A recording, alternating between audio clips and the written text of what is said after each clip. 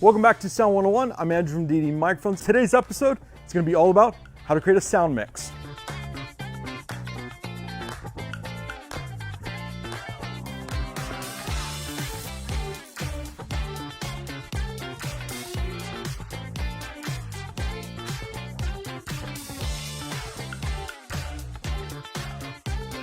Today we are going to be talking all about mixing, and that means being a sound mixer as well as using this particular sound bag kit right here. I've got a special guest with me, Ethan, who is a location sound mixer here in Los Angeles. Ethan, tell the people what you've done recently. Yeah, so recently I've worked on projects for the NFL, Discover Plus, and Animal Planet. So tell us all about what it means to be a sound mixer. Being a sound mixer, I think the most important thing is, of course, getting really clean sound, making sure your lavs and your booms and all of that sounds great, but also making sure that everything is organized and labeled properly.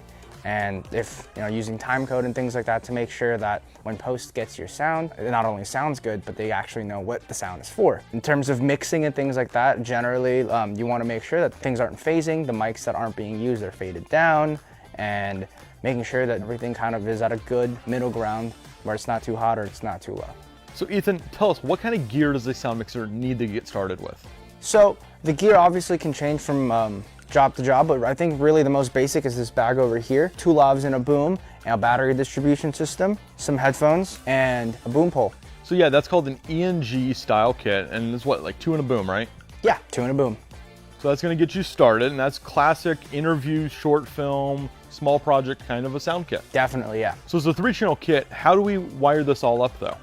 Yeah, so essentially, you're gonna take channel 1 over here, which is your boom, and you're just gonna hardwire that to XLR, because it's on your bag, boom's right there. Okay. And then we're gonna have wireless channel 1 and 2, which are gonna go on each individual actor or talent, and they're gonna go to 2 and 3 over here on the recorder. Okay, so we're going boom, lav 1, lav 2 in that track order. Yes. And that's pretty standard across the board? Yeah, generally, some people may work a little differently, but from my experience, I usually see everyone putting their boom on channel 1. So for today's scene, we have 2 actors. One will be whispering, one will be yelling.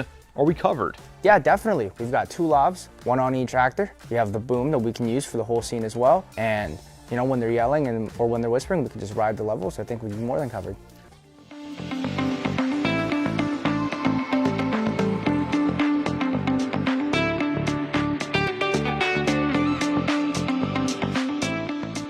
So we just finished miking them all up. Can we talk about some best practices on where we should be placing our transmitters? So with any transmitter, I really like to put them at the path of least resistance. So RF in general just has a harder time going through the more organic matter is around it. So I want to try to place this in the best line of sight places possible. So for Austin's outfit here, for example, we have this shirt pretty much covering it the whole time. And in this scene, he's going to be sitting down. So we're not going to see that at all.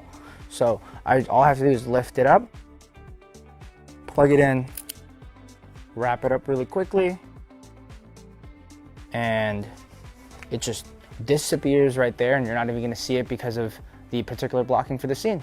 A couple other great places, if you have a talent that's wearing a skirt or a dress maybe, is a great spot is ankles or thighs, front pockets if possible, or maybe the side. Just all depends on the outfit and what the blocking is and what the camera's gonna see.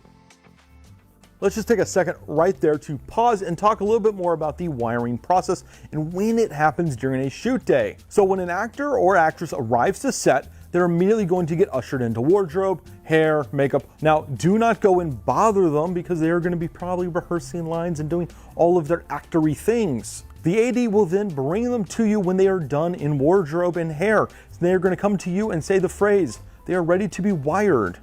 That is the appropriate time. Don't go bother them beforehand. Now, after you've wired them all up and put the pack on them, sleep it or put it to mute. Now, when they go back into frame and they're actually doing rehearsals for camera and everything, you could unmute it and do some mic checks with them like then. But right now, not the appropriate time. Mute it so when they walk off, they feel safe to talk about things that they want to talk about.